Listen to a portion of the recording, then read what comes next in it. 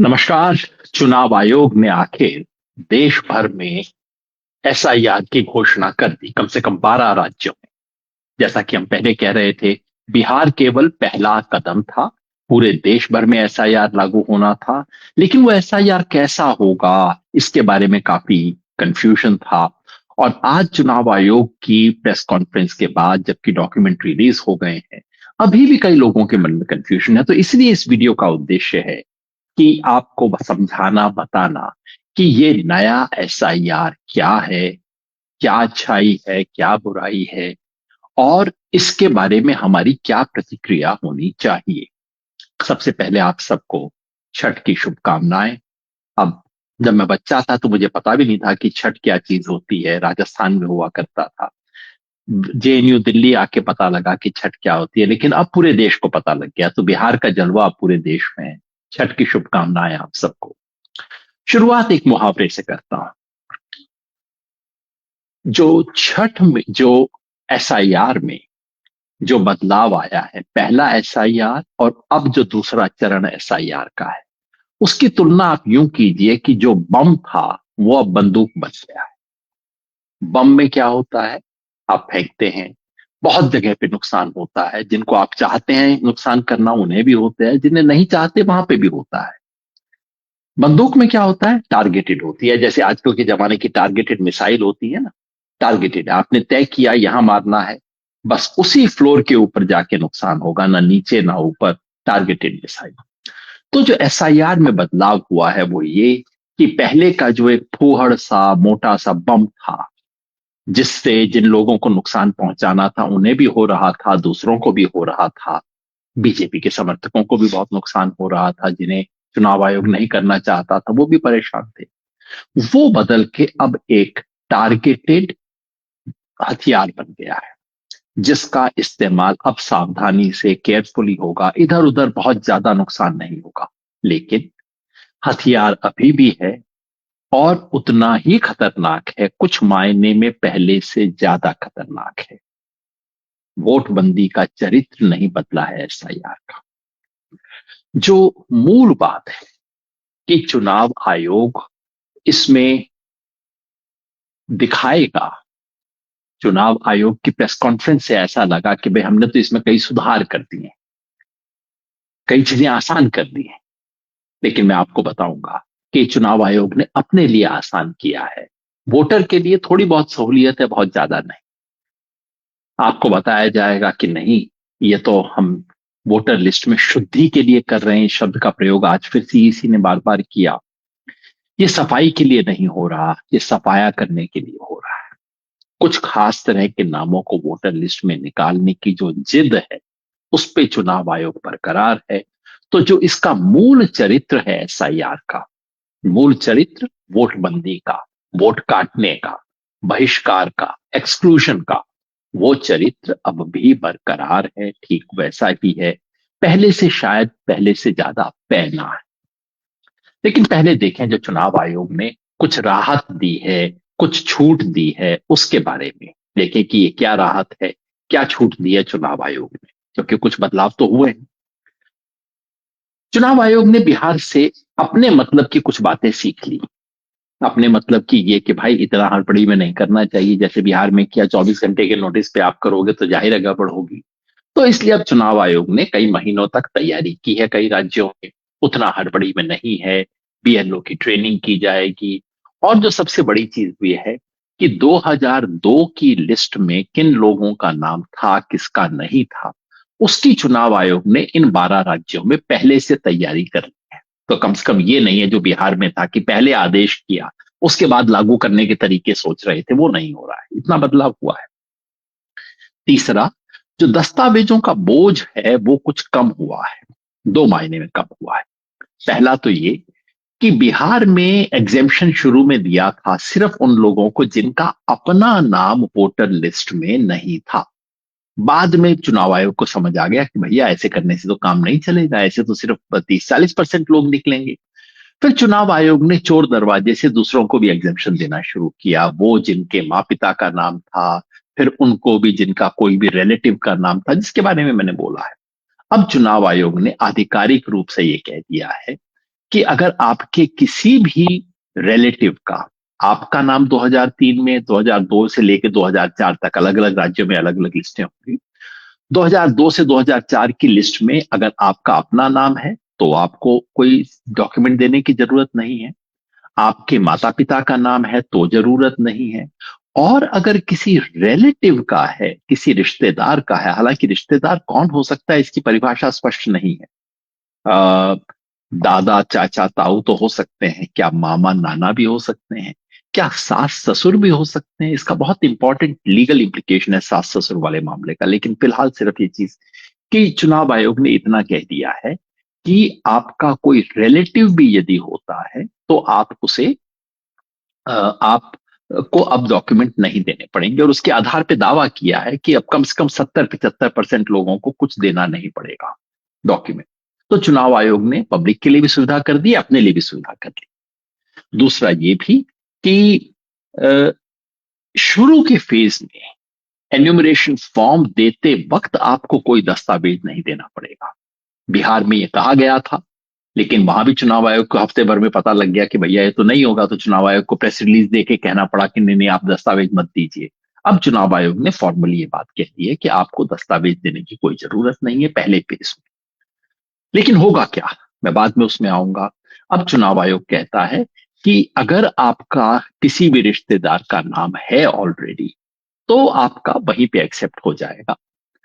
और अगर आपके एन्यूमरेशन फॉर्म में आपने कहा कि नहीं मेरे किसी रिश्तेदार का नाम नहीं था, या कि मैं साबित ना कर पाऊं कि मेरे किसी रिश्तेदार का नाम 2003-4 में था, तो मुझे नोटिस मिलेगा और तब मुझे डॉक्यूमेंट देने पड़ेंगे। तो चुनाव आयोग का कहना है कि इससे मामला आसान हो जाता है। निश्चित ही जिन लोगों पे डॉक्यूमेंट की जिम्मेवारी है वो संख्या कम हो जाती है, लेकिन डॉक्यूमेंट का खेल गहरा हो जाता है। लेकिन उस पर 2 मिनट में आऊंगा। एक आधी बात और जो इसमें सुविधा हो गई है वो ये कि अब राजनीतिक दलों को बीएलए जो होता है, एक सरकारी बीएलओ होता है और एक राजनीतिक दल का प्रतिनिधि होता है जिसको बीएलए कहा जाता है, बूथ लेवल एजेंट। अब उसको परमिशन दी गई है कि आप भी चाहें तो आप लोगों के एन्यूमरेशन फॉर्म जमा कर सकते हैं, 50 लोगों का रोज कर सकते हैं। पार्टियों का काम आसान हुआ, लेकिन ज्यादा इंपॉर्टेंट है कि चुनाव आयोग का काम आसान हुआ। चुनाव आयोग को जितनी परेशानी हुई थी पिछली बार बिहार में इकट्ठा करने में, और आखिर में कहा था भैया छोड़ो लोगों के घर मत जाओ, अपने घर बैठ के भर लो, वो करने की बजाय अब वो इलीगैलिटी कम होगी, ऐसी उम्मीद कर सकते हैं। और चुनाव आयोग ने ये भी कहा है कि जो नाम शामिल नहीं होंगे उन नामों की सूची चुनाव आयोग खुद ही सार्वजनिक करेगा, जो कि हमें सुप्रीम कोर्ट से करवानी पड़ी थी और चुनाव आयोग ने इतनी मुश्किल से की थी। अब चुनाव आयोग कह रहा है कि वो हम अपने आप कर देंगे। ये सहूलियत की बात है। सहूलियत एक ये भी है कि अब तक एन्यूमरेशन फॉर्म में उस व्यक्ति का दस्तखत होना जरूरी था। अब व्यक्ति कहीं बाहर है, माइग्रेंट है, कैसे करेगा। अब एक सहूलियत कर दी गई है कि फॉर्म में परिवार का कोई व्यक्ति साइन कर सकता है उस व्यक्ति के बदले। तो ये चीजें सहूलियत है, इससे चीजें कुछ आसान हुई है। लेकिन इससे जो मूल चरित्र है वो नहीं बदला है। और जो वोटर लिस्ट की, जो चुनाव आयोग का दावा है कि भाई ये तो हम वोटर लिस्ट की शुद्धि के लिए कर रहे हैं, वो दावा इससे साबित नहीं होता है। क्योंकि हकीकत ये है कि चुनाव आयोग को वोटर लिस्ट की सफाई में कोई दिलचस्पी नहीं। दावा ये बार बार किया जा रहा है, आपको मुझे हमेशा बताया जा रहा है कि देखिए वोटर लिस्ट में समस्या है, वोटर लिस्ट को साफ करने की हम कोशिश कर रहे हैं। और मैंने बार बार कहा है कि देखिए वोटर लिस्ट साफ करनी है, कोई परेशानी नहीं है, लेकिन अगर वो करनी है तो आप शुरुआती कुछ काम तो कर सकते हैं। आज की प्रेस कॉन्फ्रेंस में पूछा गया चीफ इलेक्शन कमीशन से डुप्लीकेशन के बारे में। डुप्लीकेशन मतलब एक ही व्यक्ति का नाम एक से ज्यादा जगह पे है, एक से ज्यादा जगह एक ही कॉन्स्टिट्युएंसी के अंदर है, अलग अलग कॉन्स्टिट्युएंसी में है, अलग अलग राज्यों में है। और पता है चुनाव आयोग का क्या जवाब था? प्रश्न ये था कि सर ये डी डुप्लीकेशन डुप्लीकेशन को खत्म करने के लिए क्या आप कोई सॉफ्टवेयर का इस्तेमाल करेंगे? क्योंकि हमने सुप्रीम कोर्ट के सामने आंकड़ा दिखाया कि 5 लाख से अधिक ऐसे नाम हैं जो 2 जगह पे हैं। तो उसे कैसे करेंगे आप? डुप्लीकेशन सॉफ्टवेयर कैसे बनाएंगे? और मजे की बात यह है कि खुद चुनाव आयोग सन 2016 में इसका पूरा प्रोटोकॉल बना चुका है कि क्या आईटी टूल्स यूज करेंगे, डुप्लीकेट नामों को कैसे हटाएंगे। चुनाव आयुक्त का जवाब था कि नहीं, अब तो इसकी आवश्यकता ही नहीं है। क्यों? क्योंकि डुप्लीकेशन तो तब होगा जबकि एक व्यक्ति दो जगह पे एन्यूमरेशन फॉर्म भरेगा, और अगर ऐसा करेगा तो देखिए इलीगैलिटी है ना। अब ऐसा तो उसे नहीं करना चाहिए। मतलब कि हमें पुलिस की जरूरत इसलिए नहीं है क्योंकि किसी व्यक्ति को क्राइम नहीं करना चाहिए, या गलती से भी किसी के दो जगह पे नाम आ जाए जैसा कि आज की तारीख में है, देश भर में है। अभी तो एन्युएशन फॉर्म नहीं भरे गए ना देश भर में। देश भर में इतने लोगों का नाम एक डबल जगह पे है, और चुनाव आयोग जिसने खुद कहा था कि डुप्लीकेशन को सॉफ्टवेयर के जरिए चेक करना चाहिए, और जो संभव है, आजकल इतनी अच्छी टेक्नोलॉजी है, आर्टिफिशियल इंटेलिजेंस को इस्तेमाल कीजिए तो आप सब कुछ चेक कर सकते हैं। लेकिन चुनाव आयुक्त को इसमें रत्ती भर दिलचस्पी नहीं है, इसका कोई प्रोविजन नहीं है नए ऑर्डर के अंदर, मतलब इंटरेस्ट नहीं है।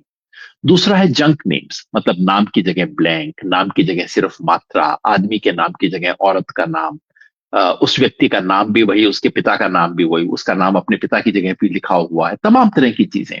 नाम ब्लैंक है, मकान का नंबर ब्लैंक है, मकान का नंबर की जगह कोई दूसरी चीज लिखी हुई है। और ऐसे हजारों लाखों केस हमने सुप्रीम कोर्ट के सामने पेश किए। इसके लिए चुनाव आयोग को कोई इंटरेस्ट नहीं है, इसके लिए कोई प्रोविजन नहीं है नई चीज। दूसरी समस्या जो हमने कोर्ट के सामने रखी थी कि भाई महिलाओं का नाम कट रहा है एसआईआर की वजह से। बिहार में वोटर लिस्ट में महिलाओं का जो अनुपात था धीरे धीरे बेहतर हो रहा था, बहुत अच्छी चीज थी। लेकिन एसआईआर की वजह से दोबारा एकदम नीचे गिर गया। 10 साल के काम को एसआईआर ने मिट्टी में मिला दिया। तो अब उम्मीद करते थे कि चुनाव आयोग इसके बारे में कुछ काम करेगा। कोई जिक्र नहीं, एक्नॉलेज भी नहीं कर रहे कि ये एक समस्या है। जो माइग्रेंट है उनके बारे में जिक्र तो उन्होंने प्रेस कॉन्फ्रेंस में तो इतना ही कहा कि माइग्रेंट लोगों की समस्या दूर हो जाएगी क्योंकि उन्हें ऐप का इस्तेमाल करेंगे। बाद में मैंने देखा कि नहीं, ऐप के अलावा उन्होंने ये सुविधा भी दी है कि उनका फॉर्म उनका घर में कोई और व्यक्ति भर सकता है। लेकिन अगर बाकी लोग भी गए हुए हों तो इन चीजों में कोई दिलचस्पी नहीं है। तो याद रखिए, वोटर लिस्ट के सुधार में चुनाव आयोग को दिलचस्पी नहीं है, दिलचस्पी किसी और चीज में है। क्योंकि अगर वोटर लिस्ट का सुधार करना होता तो चुनाव आयोग के पास बड़े साधारण तरीके थे, जो 2003-4 में किया गया, 2002-3-4 में जो हुआ वो था कि आपके घर जाके व्यक्ति जाता था, आपके घर जाके आपका नाम लिखता था, वेरीफाई करता था, नए नाम जोड़ने होते थे, पुराने काटने होते थे, दोनों काम करता था। और आजकल तो टेक्नोलॉजी भी आ गई है, उसका आप इस्तेमाल कर सकते हैं। उसमें इंटरेस्ट नहीं है, इंटरेस्ट किसी और चीज में।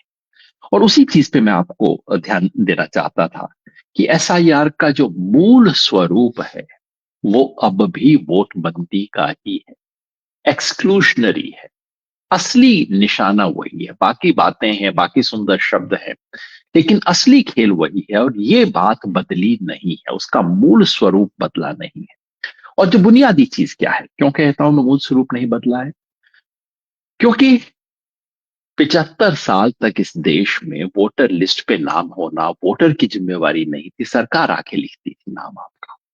एसआईआर में जो बेसिक बदलाव हुआ कि पहली बार इस देश के इतिहास में अब वोटर के कंधे पे जिम्मेवारी डाल दी गई है कि तुम फॉर्म भरो और फला तारीख तक अगर तुम फॉर्म भर के नहीं दोगे तो तुम्हारा नाम ऑटोमेटिकली कट जाएगा। इसमें कोई बदलाव नहीं हुआ है।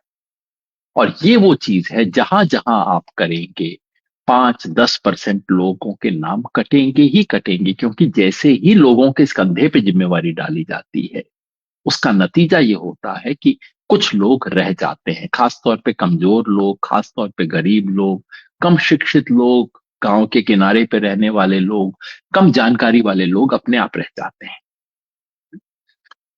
दूसरा, जिस व्यक्ति का नाम जिस व्यक्ति का फॉर्म 1 महीने में जमा नहीं होगा उसका नाम अपने आप वोटर लिस्ट से कट जाएगा। 20 साल से आपका नाम वोटर लिस्ट में था, इससे कोई फर्क नहीं पड़ता। अगर आपका नाम, आपका एन्यूमरेशन फॉर्म जमा नहीं हुआ तो आपका नाम ड्राफ्ट लिस्ट से कट जाएगा। आपको ना कोई नोटिस मिलेगा, ना कोई आदेश मिलेगा, ना सुनवाई होगी, ना ही कोई अपील होगी। कोई व्यवस्था इसकी पहले भी नहीं थी और चुनाव आयोग ने कोई व्यवस्था उसकी अभी भी नहीं की है। दूसरा जो इसमें विचित्र बात थी एसआईआर में कि इसने अचानक कहा कि सन 2002 से 4 के बीच में जो रिवीजन था वो पवित्र था, अगर आपका नाम उसमें है तो आप नागरिक हैं। हमने कहा कैसे भाई? उन्होंने कहा तब हमने नागरिकता चेक कर ली थी ना। फिर हमने वो डॉक्यूमेंट निकाल दिया, डॉक्यूमेंट हमने दिखा दिया कि आपने तो कोई नागरिकता चेक नहीं की। तो अब तो चुनाव आयोग को जवाब देना पड़ेगा ना भाई, अब क्या है? मुझे ये बताइए, 2008 में अगर मेरा नाम था, 2014 में अगर मेरा नाम था, तो 2014 में क्या बुराई थी और 2003 में ऐसी क्या पवित्रता है? कोई उत्तर नहीं। लेकिन 2002 से 2004 के बीच में अगर आपका नाम वोटर लिस्ट में था, तब माना जाएगा कि आप नागरिक थे।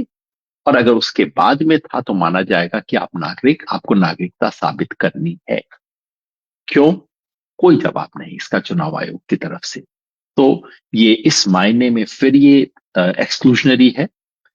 तीसरा, जो दस्तावेज मांगे जाएंगे, दस्तावेज कम लोगों से मांगे जाएंगे, सब लोगों से नहीं मांगे जाएंगे, लेकिन जिनसे मांगे जाएंगे वो वही दस्तावेज होंगे जो कि पहले मांगे जा रहे थे, वही 11 दस्तावेज जिनके बारे में बार बार हमने बताया, कहा, पूछा कि भाई क्या खास बात है इन दस्तावेजों में। सिर्फ आधार ही नहीं, ration card, driving licence, PAN card, मनरेगा जॉब कार्ड, वो सारे दस्तावेज जो चुनाव आयोग कल तक स्वीकार करता था इस देश में, आज भी स्वीकार करता है, आज रात तक स्वीकार करता है, वो दस्तावेज अचानक कल से क्यों अमान्य कर दिए गए? कोई कारण नहीं। और फिर वही बात रट के बार बार पूछा जाए कि देखिए आधार कार्ड जो है नागरिकता का प्रमाण नहीं है। और इस सवाल का कोई जवाब नहीं कि भाई साहब मार्कशीट क्या नागरिकता का प्रमाण है क्या? जो 11 दस्तावेजों की सूची आपने देखी, इन 11 दस्तावेजों में से 9 दस्तावेज ऐसे हैं जो कि किसी भी तरह से नागरिकता का प्रमाण नहीं है। इनमें से केवल 2 हैं जिन्हें आप नागरिकता का प्रमाण कह सकते हैं, पासपोर्ट और बर्थ सर्टिफिकेट। एनआरसी हुआ नहीं है, पर एनआरसी होता तो वो भी हो जाता, बाकी बच गए 8। अब आप ही बताइए इन 8 डॉक्यूमेंट्स में से नागरिकता का प्रमाण क्या है? कोई भी नहीं है। तो सवाल ये नहीं है कि आधार नागरिकता का प्रमाण है या नहीं है, बिल्कुल नहीं है। इस देश में नागरिकता का प्रमाण इस देश के 90% लोगों के पास नहीं है। सवाल ये है कि अगर आप मार्कशीट को मानने को तैयार हो, अगर आप कास्ट सर्टिफिकेट मानने को तैयार हो, अगर आप जमीन के पट्टे को मानने को तैयार हो, अगर आप फॉरेस्ट राइट के पट्टे को मानने को तैयार हो, तो फिर आधार को मानने को तैयार क्यों नहीं हो? कोई जवाब नहीं। आधार का जिक्र कर दिया गया, लेकिन आधार का जिक्र करके साथ में ये बताया गया कि आधार को केवल आइडेंटिटी के रूप में माना जाएगा, आधार के साथ आपको एक दूसरा दस्तावेज देना पड़ेगा। 3 महीने से बहस हो रही है, चुनाव आयोग मानने को तैयार नहीं है, सुप्रीम कोर्ट के आदेश के बावजूद। घुमा फिरा के, जिसे कहते हैं ना मुहावरे में, कुत्ते की दुम टेढ़ी की टेढ़ी, जितनी बार नली में से निकालो टेढ़ी की टेढ़ी निकलती है। फिर यही कि नहीं आधार, तो आधार नहीं मानेंगे, उस लिहाज से नहीं मानेंगे। और बाकी डॉक्यूमेंट्स को तो किसी भी लिहाज से नहीं मानेंगे। ड्राइविंग लाइसेंस, पैन कार्ड, ये सब जो बिल्कुल देश के स्टैंडर्ड मान्य डॉक्यूमेंट है, राशन कार्ड, मनरेगा जॉब कार्ड, उनको किसी तरह से नहीं मानेंगे। जो दस्तावेज लोगों के पास हैं उन्हें नहीं मानेंगे, जो नहीं है वो मांगेंगे। ये चरित्र बिल्कुल बना रहा। इन दस्तावेजों का कैसे सत्यापन होगा, वेरिफिकेशन होगा, इसके बारे में अभी भी कुछ नहीं है, कोई नियम नहीं है। बस ईआरओ खुद तय करेगा। और ईआरओ का मतलब एसडीएम, एसडीएम का मतलब सरकार, सरकार का मतलब रूलिंग पार्टी। रूलिंग पार्टी का दबाव होगा, प्रेशर होगा, और जो कहा जाएगा उसके बेसिस पे दबाव के अंदर काम करने की संभावना से आप इनकार नहीं कर सकते। और यही खतरा है कि टारगेटेड, मैंने कहा ना अब बम नहीं, अब बंदूक है, अब टारगेटेड है कि फला व्यक्ति को निकालना है, आपके डॉक्यूमेंट ठीक नहीं है, मैं कैसे विश्वास कर लूं? एक आर्बिट्ररी, एक मन मर्जी की प्रक्रिया यहां चलाई जा रही है, वो बदला नहीं है। जो एसआईआर अब पहले से भी ज्यादा नागरिकता की जांच का एक औजार बन रहा है। जो पहले कहा गया था कि एसआईआर दरअसल एसआईआर नहीं है, ये तो एनआरसी है पिछले दरवाजे से, और इसके बारे में संदेह थे, भ्रम थे। लेकिन अब जो एसआईआर का स्वरूप आया है वो सीधे सीधे नागरिकता की जांच करने का औजार है, पहले से भी ज्यादा खतरनाक है। पहले क्या था? पहले ये था कि सब व्यक्तियों से, एसआईआर में जो बिहार में हुआ, उसमें सब व्यक्तियों से कहा गया था कि आप एन्यूमरेशन फॉर्म भरिए, फॉर्म के साथ दस्तावेज दीजिए, अगर आपके दस्तावेज सही होंगे तो ठीक है, नहीं है तो आपको नोटिस मिलेगा। जिसका एन्यूमरेशन फॉर्म ही नहीं होगा उसका नाम कट जाएगा, जिसका एन्यूमरेशन फॉर्म है लेकिन जिसका दस्तावेज सही नहीं है उसे नोटिस मिलेगा। अब क्या है? आप सबसे एन्यूमरेशन फॉर्म भरिए, फॉर्म में ये साबित कीजिए कि 2002, 3, 4 में आपका रिश्तेदार था जिसका नाम वोटर लिस्ट पे था, और अगर नहीं था तो आपको नोटिस मिलेगा।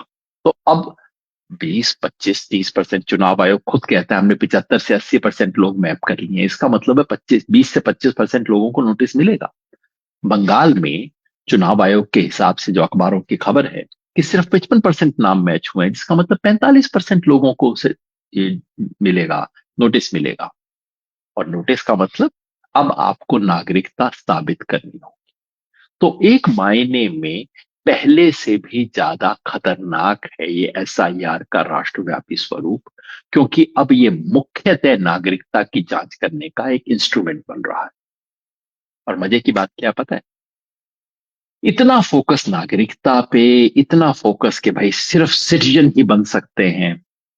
बहुत अच्छी बात है साहब, सिटीजन ही बन सकता है। ये किसने कहा कि जो सिटीजन नहीं है उसे आप वोटिंग राइट दे दो? लेकिन जब एक सवाल इनसे पूछा जाए कि साहब इतना आपने किया, बिहार में पूरा किया, 8 करोड़ लोगों की आपने छानबीन की, कितने विदेशी निकले? ये सवाल मैं बार बार पूछ चुका हूं। मैं अपनी तरफ से अपने अनुमान के आंकड़े भी आपके सामने दे चुका हूं। अनुमान मेरा ये है कि आपको दहाई में नहीं मिलेगा आंकड़ा, शायद हो सकता है दहाई में, वो सैकड़े में नहीं जाएगा ये आंकड़ा। नहीं मिला।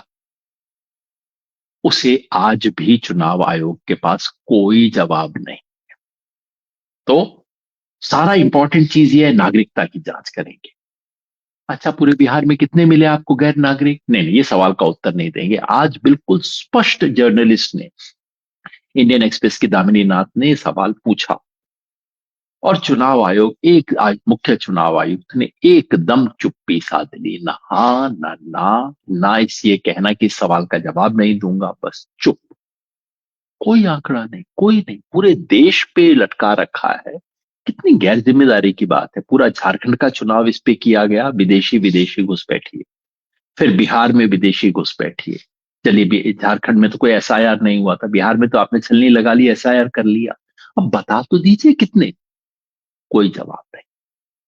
क्योंकि असली खेल ये नहीं, असली खेल ये है इस तलवार को लटकाए रखना, और इसका इस्तेमाल करके जिसे वोटर लिस्ट से बाहर करना है उसे बाहर करने की ताकत अपने हाथ में रखना। पूरे खेल को एक तरफ से, एक पूरे लेवल प्लेइंग ग्राउंड को एक एक तरफा कर देना। तो मोटी बात ये, तो आखिरी सवाल है कि अगर चुनाव आयोग के पास विकल्प थे तो फिर ये एसआईआर ही क्यों? क्योंकि विकल्प थे।